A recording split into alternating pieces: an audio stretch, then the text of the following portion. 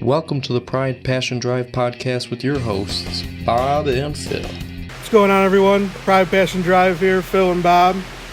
And today, we're down here at the Estate Marketplace at 5247 Westridge Road. And we're here with its owner and creator, Joey Battaglia. What's going on, Joey? What's up, fellas? How we doing today? Great having you. Wanted to make sure we got you as an episode of ours since the inception. Good friend of mine, Joey. He's been working extremely hard down here at the Estate Marketplace to make it what it's become so far in such a short period of time. So, Joey, where did it all begin? Where are you from?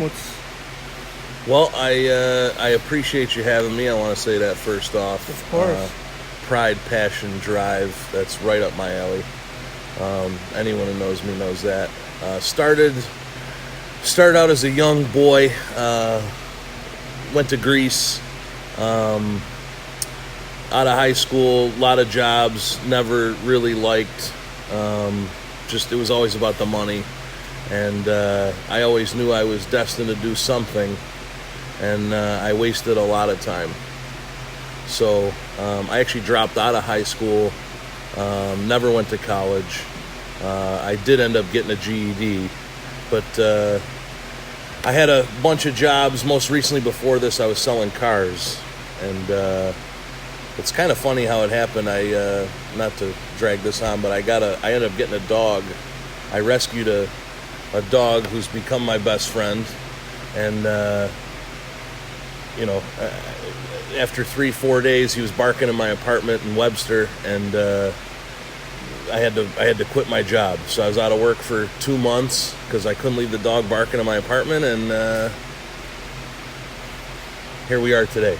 So I had to start something. We started the Gold Shop a couple years ago. You guys are going to go talk to Jeff eventually. We are. We're going to be down there at Grease Gold with Jeff and Mark in a few weeks. So we started that a couple years ago, and then got into a co-op up the street, selling stuff we couldn't sell in there. One booth turned to two turned to four. We started buying out vendors, and by the time we had 17 booths, we said, let's just go do this ourselves. So that's kind of how it started. Which is typical Joey and Jeff fashion. So yeah, it's like you guys to do what you're doing over there. I've known you guys for a long time, and that's you guys. You see the opportunity, you take it, but you've literally improved this business and this market, especially here locally. You know, everyone has the tagline of, we're the best, or we're the cheapest around, and they're really not. And I've always told people that about you guys, and I feel like, they probably think I'm blowing smoke, or I'm just trying to get people in, but it's the truth. Yeah, no, we appreciate that. You guys have always stuck with that, which has been amazing to me. Well, we really are. You know what I mean? We that's what we're trying to do here is change the game. It's there's a lot of these places on Westridge Road doing antiques, furniture, collectibles, a lot of co-ops. This one's really is different. We got high ceilings. It's wide open. It's not cramped. It's not overcrowded. It's laid out nice. We got our Grams who comes and cleans once a week, excuse me. So we just upped her from twice a month to every week now. So we got her coming in, keeps the place nice and clean. Always a good atmosphere, the music, the energy, good people. We just try to do everything right, Yeah, and speaking of Grams, it's kind of a family affair here. You guys have always been close-knit. Yeah. And, sometimes people have issues with the family, but you guys have always seemed to structure it well and really make it work, make it benefit all of you being that close and working together. Yeah. No, it's been a good ride, and we're just getting started too. We got huge plans for this place. So I got a lot of ideas. And was this your first business attempt, or have you tried other businesses in the past? Well, we opened the Gold Shop down the street, but I sold cars for 5 years, and I had to generate my own business from that, not the book end of it. Right. Jeff handles all that anyway, but he had owned a shop previously, and I'm sure he'll get into that with you. And then he split and started grease gold, and that was that was a good learning experience too. I wasn't I was a part of the first one shortly, but then when he broke off on his own, we took off from there. So you guys went from gold, comics, memorabilia, the pawn store aspect, to furniture, the antiquing, and first of all, I want to say you guys all have your own unique specialties. Yeah, I need this card graded. Okay, go see Joey. Oh, I got this watch, or I got gold. Oh, you got to see Jeff. You guys have all had your disciplines mastered, but then comes this. Now comes furniture. Now comes antiques, and that was your more strong suit. How did it get from there to this? Well, after high school, I moved to California. My father used to have a franchise, Caring Transitions. They downsize seniors who move into assisted living, and then help them sell their stuff. There actually is one in Rochester. We actually have a girl who works for them, is a vendor here with her uncle. They're called the Junksmith next door. So she works for one of the Caring Transitions franchise. They do a great job. But when I was out in California, we were buying out estates. I was working for my father. Went out there and kind of retooled his business for a couple of years. Ran a crew and managed a second crew.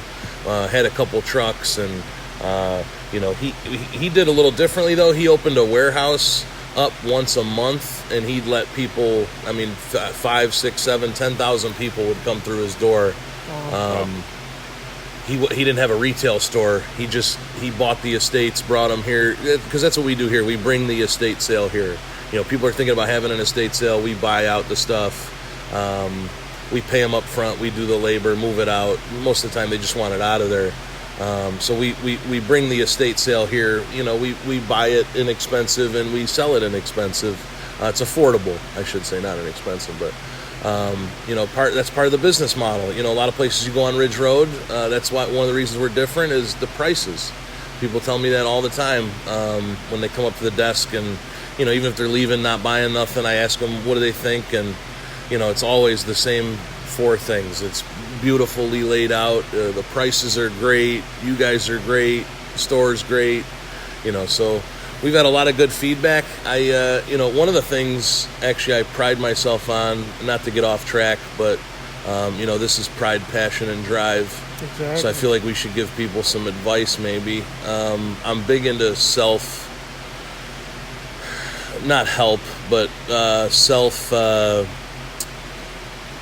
motivation. Yeah, motivate self. What am I looking for? Give me the word, Phil. What am I looking for? Self. Not help, but I listen to Tony Robbins, Jim Rohn. I listen to Zig Ziglar. Mm-hmm. These are guys that just hammer, just discipline and self-improvement. Self-improvement. There you go, yeah. Phil. A little contribution took there. me a second. Boy. There we go. We got That's it. exactly what I was looking for. Self-improvement, yes, because the truth is most people get a little better, get a little worse, get a little better, get a little worse, and we are just constantly trying to get better. So when customers would walk out of the store, even when they didn't buy anything, I would say, what'd you think of the place? And then I'd say, well, what didn't you like? And I'm not kidding you, I'm not just saying it. 9 out of 10 people, no, nothing, the place is great, it's laid out great, your prices are great, it's nice and clean, it's well lit, but I would always press them a second or third time and say, well, give me one thing we could improve on. Give me one thing. And then for 2 weeks, I asked people, and every single thing they said, I addressed.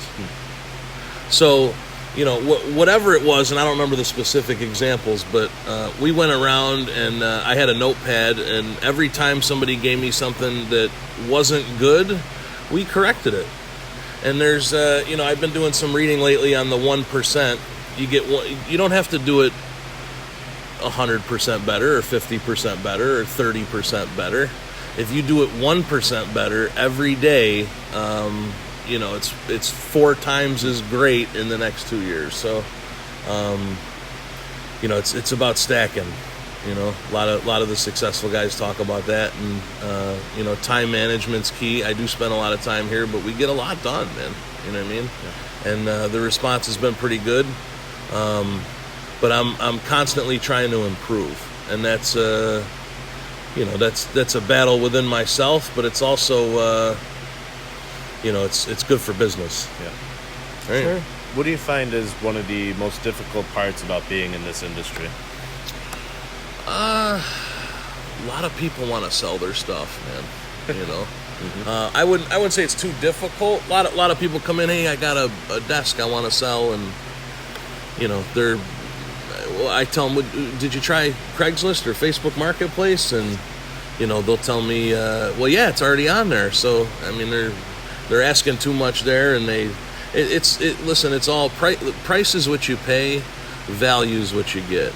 Okay, and there's a big difference there, and a lot of people don't understand that. But if you're gonna do big things and you're gonna accomplish big things, you gotta understand that. Jim Rohn talks a lot about your value in the marketplace. So we had, I'll give you an example, and again, not to go off course, but we'll give them some information here, right? Yep. Give you an example. There was a girl a few weeks ago, quit her job at a local radio station, and she said it was because her male counterpart was making almost double. And you're not talking like, $600K. You're talking like she's grabbing 50 and he's grabbing 90 type. Okay, so just to give you an example. So Jim Rohn talks about value. Price is what you pay, value is what you get, right? Her value in the marketplace, you are paid for what your value is. If you want to get paid more, you need to become more valuable. And I don't know what that is, in whoever's listening to this, in your specific genre or profession or whatever you decide to spend your time with, but you're valued at what you're getting paid for now. So if you want to get paid more, you've got to be more valuable to the marketplace. Now that's very important, because Jim Rohn specifically talks about value in general, and how, yes, you're a valuable member of your family, and yes, you could be a valuable member of the church, and yes, you're a valuable member of you're a sister, you're a wife, she's a daughter, she's a caretaker, she's a spouse, and it's the value in the marketplace, and that's very important to differentiate, because you don't want anybody getting too upset.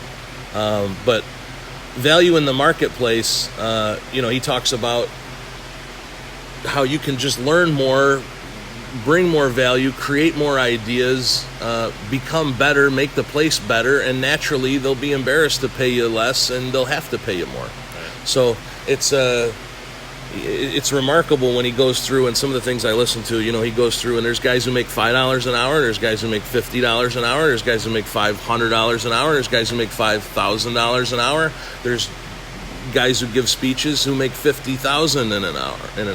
You know what I mean? So the difference is what they're valued in the marketplace. So this particular girl from the radio station, I would have loved to seen her work on her voice inflection and become funnier and come up with more clever ideas and get more people involved and hone in her skills and gain her reach and start reaching out to more people. And unfortunately, she decided not to take responsibility. And listen, anybody listening to this too, very important. If you get nothing out of this entire hour that we're going to sit here, please, I would hope you would write this down, take this note, burn this into your brain. You are 100% responsible for everything that happens in your life.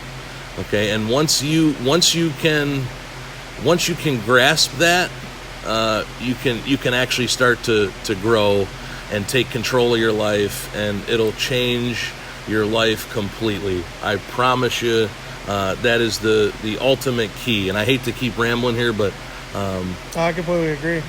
Everything is 100% your choice, your decision. And I learned that at a younger age. And I got in college. I had a communications teacher, and she's kind of a bitch, but she pretty much like turned the switch on in my head one day, and she just said, "You're always responsible for your actions, and you always have a decision." And she said, and someone raised their hand and, what if you don't do this, you're gonna die? She goes, "You still have a choice. You still have a choice. Death is still a choice. Right. So you still have a choice, and you always have a choice, and it's always 100% you, no excuses." Right. Now, in most cases, it may not be that. It doesn't have to be that dramatic, no, right? That extreme. But it could. I mean, it's any decision, and it's 100%. Like it's guy runs a stoplight and hits you and T-bones your car, you're 100% responsible. Okay, and that's a hard concept for people to grab, but you should have been looking. Yep. If you were looking, if you were going a little faster or going a little slower or something, the guy wouldn't have hit you. And yeah, the guy ran the red light. He was in the wrong, but you're still 100% responsible for everything in your life. Yep, So I agree.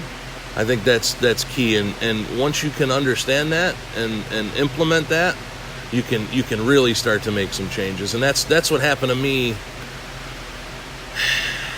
about a year and a half ago, maybe. I just started getting into the motivational stuff and the self-improvement and self-development, and it completely transformed my life. Well, you're one of the few guests that I can attest to, and I've known a while, and everything you're saying I have seen. I couldn't agree more. I've been in the store sometimes before work or on days off for hours at a time, and I know that customers will give advice or say something after you've pressed them, and it's changed the next day most of the time. So I can definitely attest to that. And so what are you summertime here, August, what are you excited about? What are you thinking about coming up next? You're never stop. You're always moving, Correct. always going. Never stopping. No, can't stop. You can't stay stagnant. You'll get worse. So you got to continue to get better. You never stay the same. That's another key one. Should write that down. So, but August, we're excited. Got the end of summer bash coming. We're gonna do we got the Kona ice truck coming. We got the barbecue food truck coming. We got a 35 vendor flea market outside. Whole parking lot's gonna be packed. Wow. We're doing 25% off every shop inside. We got a live auction, a silent auction. It's something we're just starting. We're gonna throw them around. We're gonna start doing them every first Sunday starting in October. So everyone listening, live auctions, we're going to start doing them. They're going to be a regular thing. First Sunday of every month. Couldn't get my act together by August, and then I didn't want to start one again in September right after the sale. So we're going to start in October. First Sunday, we're going to start having auctions. And, the vendors we got next door, we just expanded last month. We opened up, we now are a full-blown co-op. So we got about 8 or 9 vendors right now. They occupy 12 of the spaces, and we have about 4 or 5 spaces left still to rent. I'm hoping by the time everybody hears this, we'll have them filled up. Sure, but it's exciting, man. We're never stopping, and we're trying to draw. This time, I think we're going to draw a massive crowd. We're advertising no buyer premiums. A lot of times you go to an auction. I don't know if most people know this, but if you go to auctions, you bid $100 on an item, you go up to the window to pay, they charge you $120. It's called a buyer premium. Most places get 20%. We're not charging a premium at all. So if you bid $100, you come to the window, you pay $100. So we're thinking it's going to help draw crowds. And again, that's one of the things. Like you go to an auction, okay? It's great. Oh, love it. Got stuff. Awesome selection, blah, blah, blah, blah. What'd you hate about it? They fucking whack you for 20%. You know what I mean? Okay. Well, look, now we're going to start doing it right. We're not going to whack the vendors or the buyers. Now, everybody's getting a piece from the vendors, and this is our first one. I don't know if this matters, but we're grabbing 25% from the vendor on the item that sells. That may go down to 20 or 15, depending on, we have the ratio of the cost of people to run the auction in comparison to what the auction brings in, and the percentages we can grab off the the back end, and that's all fluid. But again, we're not a normal business. We're not locked into anything, and that's the beauty of being able to improve and owning your own place. You know, you can always make those little changes that, you know, stack up and make you so much better than the competition. Sure. And as far as like the prices go, and just like I said in the very beginning, not ripping people off, not charging $600, something that you know is, you know, $200. I don't think I've ever not seen you work with someone on anything, even if it's already at a great price.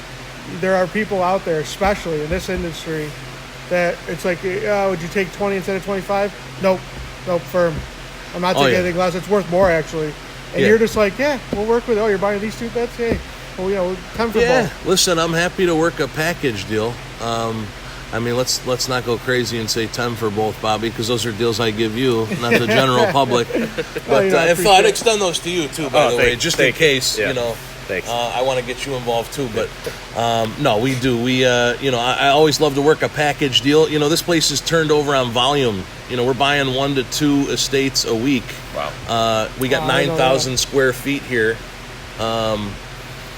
It's a big operation, but you know, the faster we move the stuff, the faster we bring more in. It also gives people, you know, one of the things I heard as I was getting feedback from customers, the prices being what they are, you know, we move inventory a lot faster. A lot of the competition you'll go into, you know, 6 months later, it's all the same stuff. Some of it's been there for 2-3 years. Okay, if I've got it 2-3 months, I'm pulling my hair out. So, you know, it's a big operation, but we're based on the turnover, and that allows us to keep changing it, keep bringing new stuff out. And then people can come back twice a month, and it's completely different. I've had people buy a piece of furniture on a Saturday, come back on like a Wednesday to pick it up, and the whole place is completely changed. Like, we moved everything around, moved stuff out, put stuff out. I mean, it's just... I can attest to that. We're constantly changing, and that's... The other thing I've noticed is a lot of people try to do a lot of things at once, or they try to jump the gun, and they overfill themselves. You know, they overfill their plate. And sometimes I've seen you do so much at once. I'll come in and, hey, we're blowing this wall out, and now we're having vendors. Like, wow, great. And it works. And then, hey, I got a snack bar in here. Everything's $1. Snacks, ice cream, drinks. I'm like, wow. And then there's a snack bar. And then, hey, we're doing auctions. Oh, and then there's a kind of auction coming up. Yeah. Silent. It's like, but you just know. I don't know if it's just the way you guys do it in general, or if it's just your mindset. Or if everyone can do it, but they just try to rush it too hard and they just don't do it right, but everyone can. But it is just, you guys are always adding on, but making it work as it always flows. Here's the problem, Bob. Most people, and I was this way for a long time, most people are lazy. Oh, for sure. Okay? A lot of these places have been established. They've got vendors in there. Listen, we're different because we are vendors ourselves. Every single one of our competition, not one of them sells stuff. All of them sell space. We rent space like they do, but half of it we occupy and we buy and sell stuff out of here. So it's different because I'm a vendor also. You know what I mean? Jeff and I are vendors. So you know, other places are content just filling their places because they don't care if people sell their stuff. Because if you don't sell your stuff, you leave. Correct. But you've got a 6-month obligation. They whack you for 6 months. They grab your rent. You lose $400, $500, $600, right? Maybe you sell some stuff. Great. Maybe you don't. Best case, you sell some stuff. And after 6 months, you don't sell enough, and you leave. Well, the next guy's behind you, and they hook him for 6 months. We do a month-to-month. I'm having sales meetings. I do vendor profiles. I mean, it's not about me here. It's about helping everybody. They feel you're with them. Of course. Feel like you're with them in it because, you know, you share something of theirs on Facebook, you help promote, and they help promote you. And it's not, well, if something doesn't sell, I'll see you later, like you're talking. It's, no, I'm in this together too. I'm selling stuff. I've got 5,000 square foot of space to sell as well. So I'm not just going to be like, all right, where's my rent? See you later. It's no, we're here all day, every day. Right. And we want everyone to succeed. Yeah. For sure. And they have to prosper. And listen, I it goes back to 100% responsibility. I take responsibility for these people. You know what I mean? Whether they take it for themselves or not, I genuinely have I have responsibility that they succeed. And I'm interested in that. I'm not interested in just renting them the space. You know what I mean? If they're not going to make money off the space, I honestly would prefer not to rent it to them. You know what I mean? I want to help everybody, and we want people to succeed. And this is, being pride, passion, and drive. Dude, at some point, I'm telling you, people listening, dude, it's not about the money. It's really not about the money. I mean, I'm cranking 100-hour weeks here. I'm here till midnight, 1 in the morning. I get here 8 a.m. And we're closed on Mondays and Tuesdays. I buy on Tuesdays. I'm going back to sell cars on Mondays, 4 days a month, which is crazy. I know. People are like, oh man, the shop's not doing good, huh? Oh, I guess. And I'm like, no, dude, it's going better than ever. Yeah, what do you mean? Don't understand. Dude, they don't understand you it. need a little break, get out of your space, work on yourself more. Dude, I'm watching guys on Facebook posting pictures of their customers with cars, and they're not doing videos. They're not marketing it correctly. Like, dude, if you had 17 videos, you hugging the guy, and the guy saying, dude, listen, I went to 6 other places. Those guys were fucking hand jobs. This guy took care of me. Why did I take care of him? Because I cared about the guy's needs. I got a couple buddies who work at Paychecks. They were sitting here the other day. I was talking to them, trying to give them some advice, like I always do. They've got a little bit of passion and drive, and good friends of mine. And they were talking about their job. And the guy's on hold for 8 minutes. He connects in through to the payroll company, and they say, hey, how you doing? So I just wanted to confirm, your business has 4 employees? The guy's like, yeah. Okay, and you're looking for payroll? Yeah. Okay, and you're blah, blah, blah, blah. And like the guy's already answered those questions.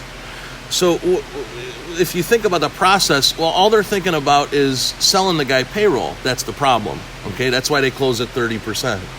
Right? You want to close what they should be, and listen. They got a guy in there closes 40%, and he beats his chest. And he's a great salesperson.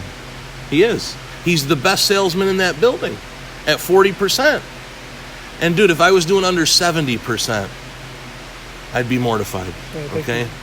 Because here's the problem, and they've transitioned over the last week. They've been doing better, and I've still been talking to them. They're great friends of mine, but they're thinking about the sale. They want to sell the guy payroll. Here's the problem. It's not about the payroll. It's not about the money. Because when you call, and payroll is just an example. This could go for any of your businesses, for anybody listening. If you call and you get a guy, the same guy you talk to and 4 different guys, who is just a robot, there's no connection there. When the guy calls me, I'm going to build a relationship in the first 4 sentences. I'm going to tell the guy, you're lucky you got to me. Because there's 30 other fucking mooks I work with.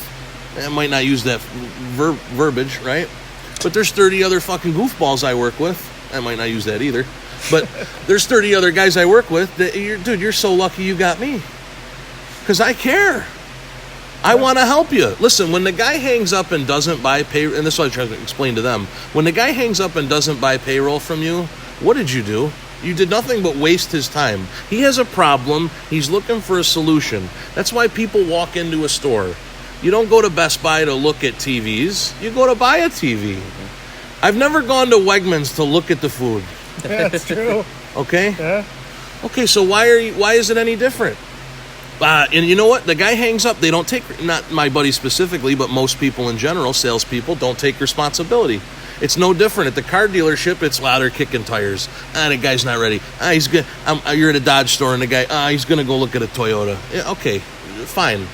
But you're not taking responsibility. See, the payroll guys say what? The guy's not ready. He's kicking tires. He's going to go with ADP, not Paychecks.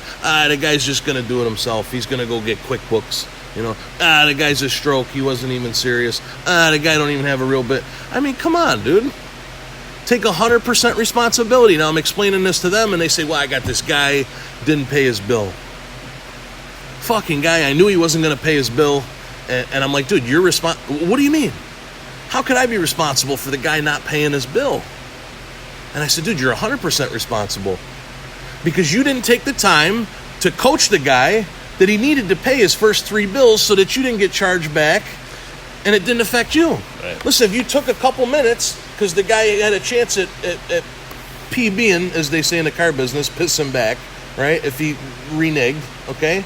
If he's going to go backwards, you've got to tell him, look, dude, if you're going to be a serious business owner, if you're going to do this for real, and you've got to have a relationship with him to say this, of course, you got to build that over the call. But if you tell him, look, you have to make the first couple payments, or getting payroll going forward is going to be nearly impossible. Mm-hmm. Dude, you're going to be in trouble if you don't do this, if you don't do this. Listen, you don't do anything at all. What you got to do is make these first 2 payments, okay?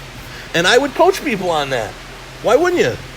Yeah, it doesn't... Okay, so my buddy now is responsible for the guy not paying his bill. Think about that, okay? When you get to that level, your whole life changes. I'm telling you, it's a remarkable concept, but you have to actually believe it, right? I actually believe the things I say, right? Sure. I'm the best salesman I know. And that's not being arrogant. I probably know better salespeople. Actually, I do know a better guy than me now that I think about it. But I tell myself I'm the best. And I genuinely, for a second at least, I believed it there, right? Yeah, I see it a lot. Because you manifest what you create. That's how we created this whole business. That's how I was telling customers about the arch we were going to cut in the wall. And all of a sudden, one day I came in and it was here. Like, okay, not all of a sudden. I know we contracted the guys and everything else, but I'm just saying, like, dude, I had those walls built. I had them on paper. They were just lines and numbers, and I saw it in my head. And then one day I came in and the walls were all built.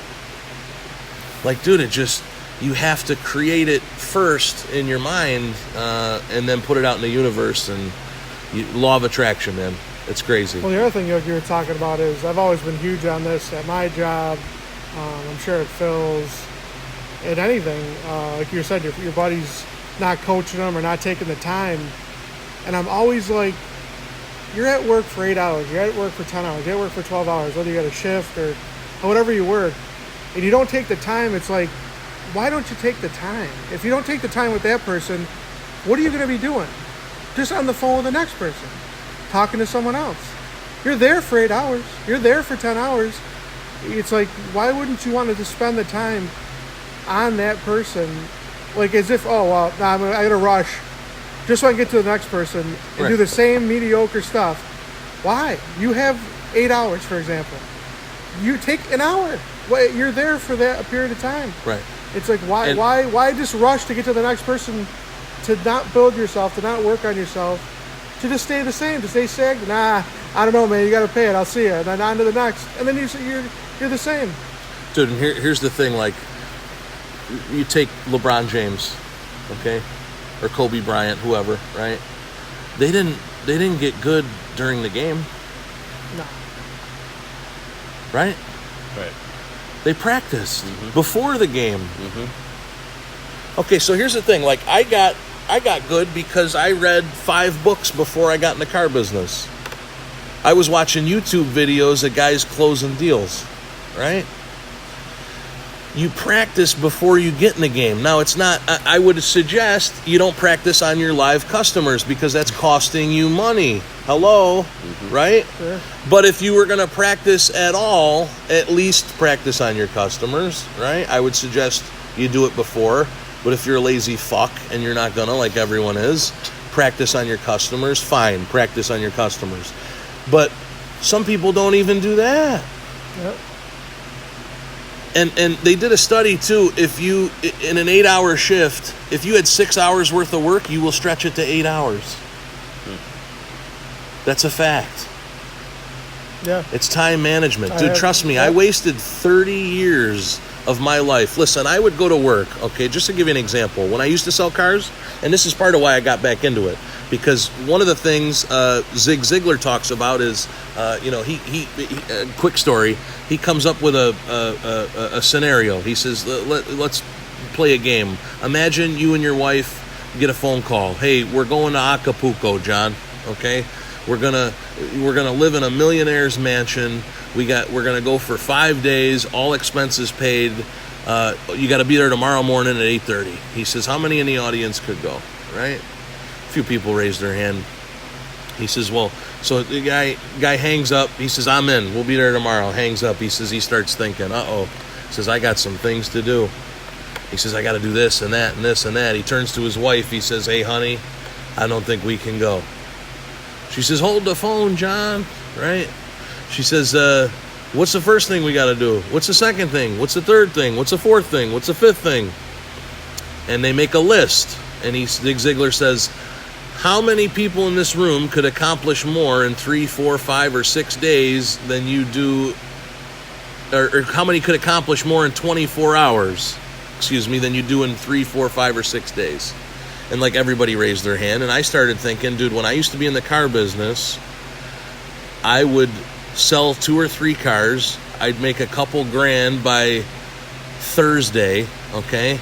And then I would blow off the rest of the week. I'd have to show up. I'd be in the meetings, but I wasn't really in the meetings. You know what I mean? Mm-hmm. I'd be at the dealership, but a customer would walk in the store, and I'd beeline for the snack machine or for the break room or for a cigarette, which I don't smoke anymore, but I'd go out back, or I'd go to the shop or the parts department, or I was dodging customers, wasting years of my life, because I'd make a check by Thursday because the week started Monday, and I just didn't care. But that's part of, there's a lot involved there, but part of that is time management. So I start thinking, dude, I can do more in a day than a lot of these guys are doing all week at the dealership. So I went in, talked to who was a manager of the dealership. Listen, every time I go in there to get my car serviced, oil changed, tires rotated, inspected, whatever, they always sit me down with the GM. They want to hire me, right?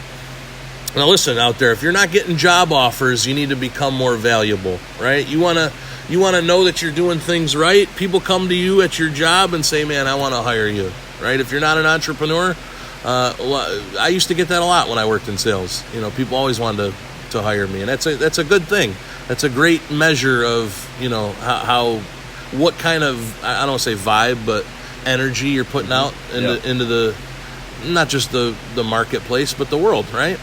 So they always sat me down and were like, dude, we got to get you back, blah, blah, blah, blah. I never, obviously, running a business, never had the time. And the car business is grueling.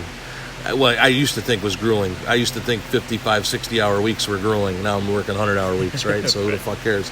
But when I was working there, it was like, no way they'd let you work 1 day a week. Dude, absolutely not. And then I went in, I told them the Zig Ziglar story. I said I had an epiphany. Let me scale back to working 85-hour weeks and come put in 12 or 15 with you guys. And the guy was a manager who is now a part owner of the store. He's at Vision Dodge Chrysler Jeep in Penfield, which is where they'll be featuring Joey Jeeps, yours truly. That's going to be starting in September. I'm going to work Mondays.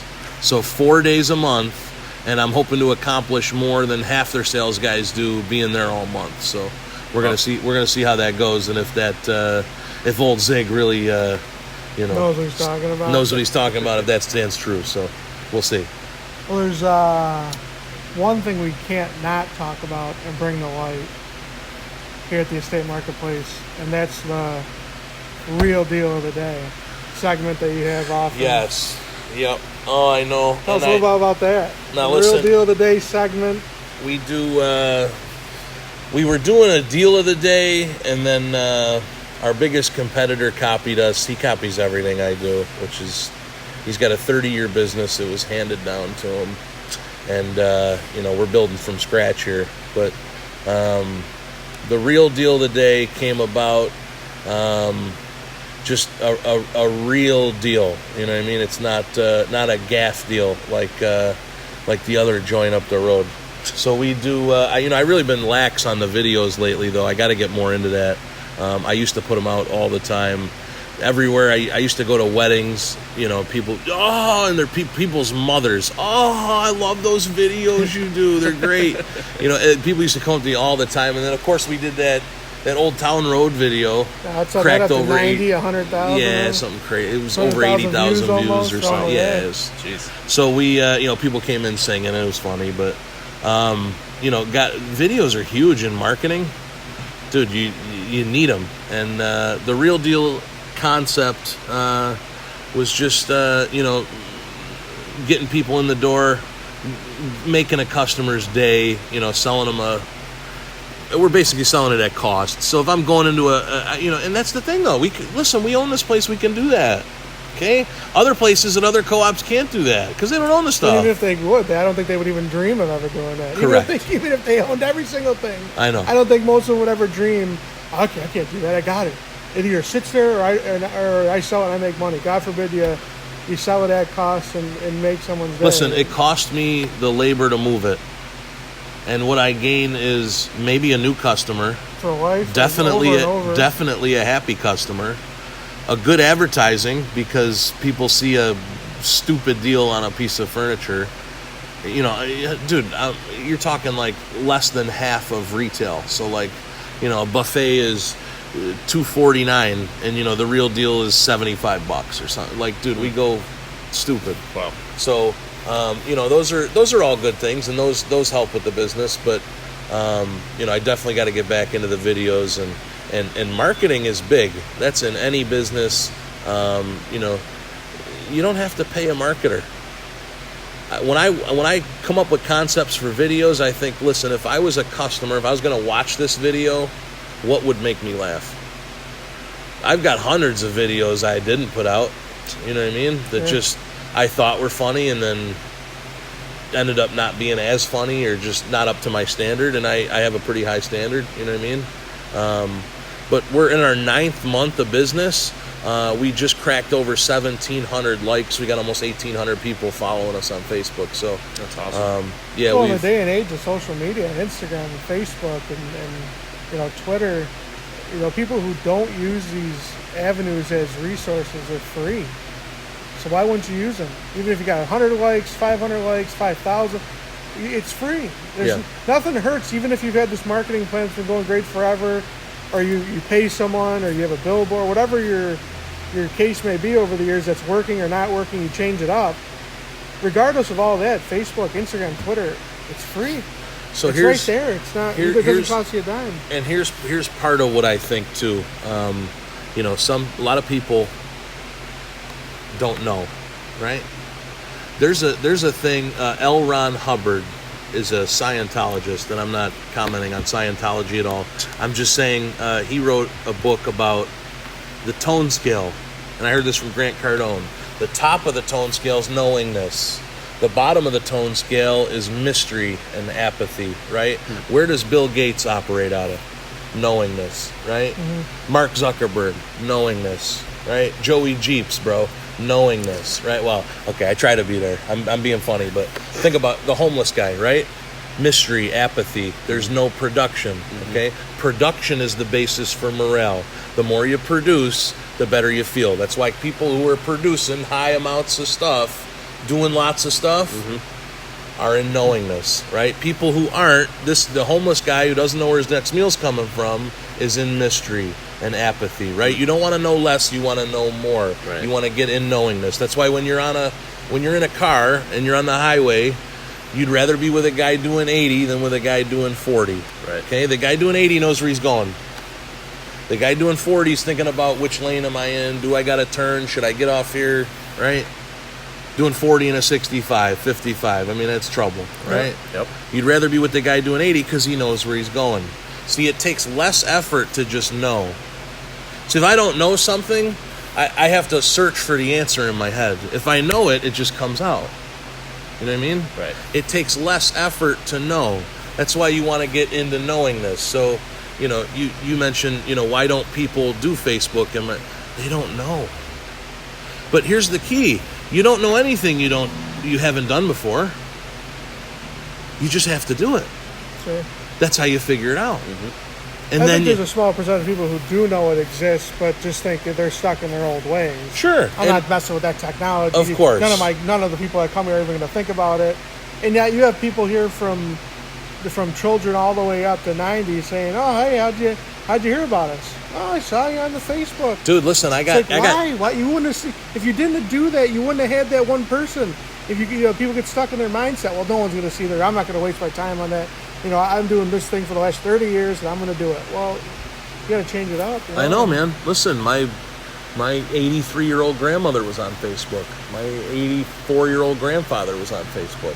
You know what I mean? Like, people come in the store, "I love your videos," 75-year-old lady. I mean, it's a new age. Everybody's on there. And if they're not on there, then find a different way to market to them, but don't bite your nose to spite your face, right? Or cut off your nose to spite your, however the fuck you say that. But you don't want to do that. You want to take every advantage, because Facebook gives you an advantage.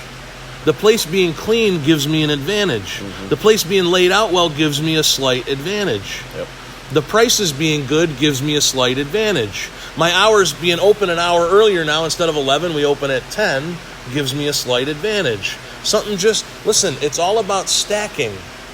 And Tony Robbins talks about stacking and like turning decades into days. Like, dude, there's anything you ever want to know is in a book, okay, somewhere, right? Some people, you look at Napoleon Hill, okay, Think and Grow Rich. If you haven't read that book, I suggest you go read that book. It's old school. There's some weird stuff in it, but the premise is what you should be doing, okay? And it took this guy, he interviewed millionaires for 30 years, compiled all that knowledge, and then put it in a book. Okay, you can grab 30 years of millionaire knowledge in a book that'll take you fucking 4 days to read if you actually got serious. Yep. Why wouldn't you read that? No. You know what I mean? The average American reads one book a year. The average CEO reads 5 books a month. Listen, all the time, people let what they can't do affect what they can do. Okay? Now, you and I are bigger guys. I'm not too worried about my health right now. I got a lot going on, right? But a lot of people let what they can't do affect what they can do. So, I'll give you an example. If you want to exercise, right? Now, I'm telling you this, I'm 325 pounds. I know you people can't see this, but and I'm not to be giving advice on health. Trust me, there's 9 categories. I could go into this for hours. There's 9 categories that you break down. Health is one of the categories. I definitely have a minus at health, so that is one thing I need to work on. However, the information's still good. I'm just not applying it. It's still valid information. So what I'm trying to say is he talks about how what you can't do affect what you can do. So let's say the gym, you work out for an hour. It takes you 15 minutes to go there, 15 minutes to come home, 10 minutes to change, 10 minutes to shower. In total, it's a 2-hour process, right? Okay, I don't have 2 hours to go to the gym. I can't exercise. Okay, well, you could walk around the block for 15 minutes, 20 minutes, 30 minutes, whatever, right? Don't let what you can't do affect what you can do. Listen, I can't read a book. I don't have the time, right? It goes back to the books. I don't have the time to read the books. Well, dude, read 15 minutes of a book. Expand your knowledge. Get more information. Learn something. Books on audio while you're driving your half hour to work. Listen, I haven't listened to music. I put it on here at the store. Personal time at 7 o'clock when the door closes, or 7:30, whenever the last customer leaves. I hammer out audio until I'm here till 1, 2 o'clock in the morning. And because your subconscious has no filter. Whether you know it or not, music brings you up, brings you down, sideways, whatever. But your subconscious has no filter. That's why when you're around negative people, you naturally become negative. Get the fuck away from anybody negative. There's 2 types of relationships. There's toxic relationships and there's prosperous relationships. And, anybody who's negative, you be around that, you become your surroundings. Get away from negative people, take them out of your life. They're energy drainers, as Les Brown says. You want to stay away from people like that because you will naturally get sucked into that. So, I was having this conversation with someone the other day actually about that. I go and fill up my truck like every Friday, just about, and you cycle through and you reset it, and it says I was in the truck for 6.5 hours that week or 8 hours to have a longer commute to work. And it's like, I don't listen to music. I listen to something substantial, content, a podcast, something that benefits me, something I can learn, a podcast about something I've been into lately, or that can expand what I know about the topic or the discipline they're talking about. Why would I, 6.5, 7 hours a week that I have to myself that I'm going to be in that truck? Why would I listen to the same 5 top hits every hour that I'm in the truck? No, it's podcasts, it's information, it's audiobooks, I'm using that time to figure things out, to learn. And to people just listen to the same 5. I'll be on the weekends with my girlfriend, and it's like, we just heard this song 25 minutes ago. Well, I don't think so. No, we did. It's the same song, same 10 songs every hour, on the hour. I could use this time to... See, I'm like a little more old school. I just read the paperback while I'm driving usually. Oh, yeah, that's good too. As long as you're not texting and driving. You're funny. I'll just probably get one more, kind of just like an interesting question that kind of was crossing my mind. What is like the most interesting thing you have purchased for the store? Most interesting thing. Well, at the Gold Shop, the most interesting thing I bought was I bought 4 sets of Star Jordan rookies in a package. There was a whole dispute back in the 90s about a re-release. The guy who was running Star at the time got in big trouble. But I didn't know what they were worth. I couldn't find them on eBay. The guy had them in a box. He didn't care. I gave him $250 for all of them, and those things were stupid money. So that was probably the coolest thing at the Gold Shop. Up here, coolest thing I bought. That's a difficult one there because there's a lot of stuff. There's a ton of shit in here. I mean, there's stuff that you wouldn't even Which one got you the most excited? Like, wow, I can't believe... You know what? Actually, I have a lamp. You're going to laugh. I have a lamp in my office over there. You can't see it from here because the door's closed. That came out of, supposedly, and I truly do believe in the story. I listened to an audio book 4 times when I lived in California. It was called Never Be Lied to Again. It was how to tell if somebody was lying to you, where they look when they're going to their brain for memory, and where they, it's crazy stuff. And you could look it up in 2 seconds. But I genuinely believed her. She was a liberal. She had a lamp in her garage. A woman she knows was an interior designer in New York City, and she redesigned Donald Trump's office back in 2006. And I have one of the lamps that she took out of there. So she only had one. I asked her, why didn't you? I go, they didn't have 2? She goes, oh yeah, they had 2. And I go, why didn't you buy the other one? She said, I couldn't afford it. Jeez. So she paid like I don't remember what she said, but it was over a couple $100 for this lamp. Wow. And listen, when you pull on the tassel, it has a tassel for a string. Uh-huh. Dude, it's the smoothest, heaviest. It's a table lamp, right? It's super heavy. You could just tell it's so well made. It was probably $600 when it was new. It's some designer lamp. She had it in her garage. After the election, she pulled it out of her house. She said she couldn't bear to look at it. Okay. And her tears of angst ended up being my tears of joy. And I gave her $10 for the lamp. Oh my God! And she said I would have took 5. She had it in her garage, and she's like, "You're never gonna believe it. That's actually Donald Trump's lamp." So I questioned her on it pretty heavily, and it really I'm under the impression. I genuinely do believe it really is his lamp. So I got it in the office. So that's probably the coolest thing I've come across. Cool. Yeah. That is cool. Yep. Well, Joey, you're about to open any second now. We're going to let you start your day. Well, listen, my day starts at 6:30 when I get up in the morning.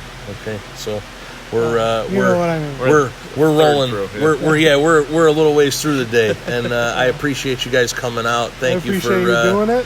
featuring Phil, the business. And you like to No, I mention or think add? this was a great interview. We really got a lot of good information about the business, and it was cool just kind of to learn, why you do what you do, and I think it was a great interview. So thank you. Really I appreciate that. And listen, going forward, I know you're going for business guys and people who own businesses, and I'm going to try to set you up with my friend who works at the Daily Wire, and That'd be amazing. there's Hopefully that happens. I bet she'll do it. Yeah, she's a great girl, but I would like to come on again if possible. Maybe just informational based, not so much about me, but about things that fit into the drive passion. Oh, sure. I honestly, hand to God, I was actually getting out of the truck earlier, and I was I'm always thinking about this, about the content, about getting information out to people about, I didn't know that about that person, and maybe shining a different light on you or someone and where they came from, and but no, yeah, you're actually one of the people I've thought about, like, you're obviously coming back on. Right. We're obviously going to do more information down the road. This 9 months, what you've done 9 months, it takes some people 9 years. I still can't wrap my head, like I said, I've known you for years, I can't wrap my head around it's only been 9 months. Yeah. Because I've known you for years, I've known you from the first place, I know you from Grease Gold down the road, and even that, and what you guys did there in a year. So, we're going to keep up on it, we're going to keep seeing where you go. Thank you. Thank you. Well, listen, it's 100-hour weeks. I'm putting 2.5 weeks into a week. Yeah. Right? Yep. My 9 months is 2.5 years in. Yeah. That's why. It's 2.5 times. Think about that. Even relocated, which I was glad you did. Good. I mean, that right there cuts your time to sleep, to think, to be here fast. I did, yeah. I was working till 1, 2 in the morning. I was living in Webster, driving 40 minutes to Spencerport. Oh my God. And I fell asleep, hit a cone. I was like, dude, I can't do this no more. So and now I'm able to stay even later because I got a 4-minute drive. I live in Hilton now. Nice. Right down the street. So, but yeah, I would love to come back and talk more about, the drive and the passion and, informational-based stuff. Not so much about me and where my store's at, but about, value that I can bring to the people listening to this who do want to grow and get better and learn and prosper and don't want to be the same, because you're in the minority, that's for sure. There's a lot of people work the 40-hour weeks, take what life gives them. I just can't live that way. You know what I mean? I wasted too much time. And I'll leave you with one thought. If you're 30 years old and you live to, let's say, 80 years old, and you go fishing every other year, you don't have 50 years to fish. You've got 25 times left to go fishing. Right? And if you're even older and you can equate it to whatever number that is, it's even less for you. Some people might, you go to the zoo once every 5, 6, 7 years. You're 40 years old, listen to this. You might only go to the zoo 2 more times in your life, 3 more times. And it doesn't have to be the zoo. It could be anything. But Well, thanks, Joe. think about that. Yeah. Appreciate it. There's Tucker barking away. Oh, yeah. We're going to be taking pictures right now, posting stuff right now, on the summer bash that he's got going on, that by the time this podcast is out, everyone will have hopefully been to and know about. But thanks again, Joey. The Estate Marketplace, 5247 Westridge Road. You can't miss it. 2 huge gargoyles out front. Yep. Check them out. Stop in. See the real deals. Yes. Follow them on Facebook. Follow them on Instagram. Real Deal Joe. Real Deal Joe. Joey Jeeps. That's right. The man here. So appreciate your time. Thanks, everybody. Yep. And don't forget to check us out on Instagram, Twitter, YouTube, Facebook, all those. We'll obviously have links in all of our shows, so check it out. Thank you, Phil. Phil's a tech guy. He always remembers all that Attaboy, stuff. Phil. Appreciate it. Thanks, See you guys. guys. Thanks. Thank you.